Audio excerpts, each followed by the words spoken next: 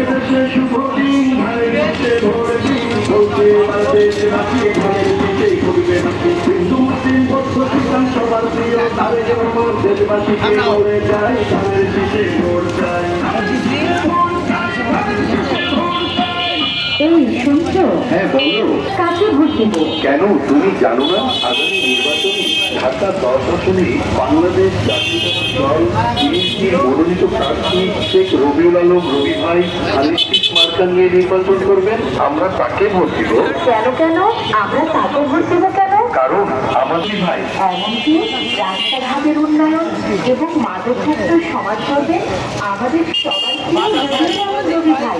আচ্ছা তাহলে তো অবশ্যই রবি ভাইকে দিবে এবং তোমার ভাই বোন আত্মীয় স্বজন বন্ধু বান্ধব পাড়া প্রতিবেশী সবাইকে বলবে এরপর সুন্দর একটি সমাজ করছে রবি তুলনা নাই। তাই ঢাকা 10 আসনে ধানের শীষ মার্কায় রবিউল 10 আসনের জনগণ মনে রাখবেন উন্নয়নের মার্কা ধানের শীষ একদিন এরই মাঝে সিদ্ধান্ত নিন। ধানের শীষ মার্কায় ভোট দিন। ধানের শীষ মার্কায় বিজয়ের ভূমি। 2026 সাল ধানের শীষ মার্কায় বিজয়ের কাল। বিজয়ের অংশ নিন।